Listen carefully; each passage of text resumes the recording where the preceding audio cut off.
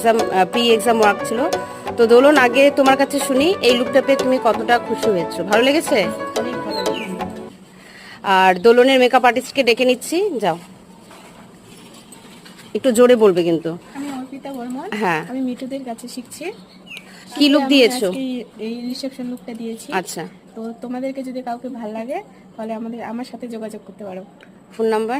9002557195। আর কোথা থেকে এসছো? আমি কুলাইতোর থেকে আসছি। আচ্ছা, ও কুলাইতোর থেকে এসছে। যারা যারা দেখছো, এই লুকটা যদি ভালো লেগে থাকে তাহলে অবশ্যই ওর সাথে যোগাযোগ করো।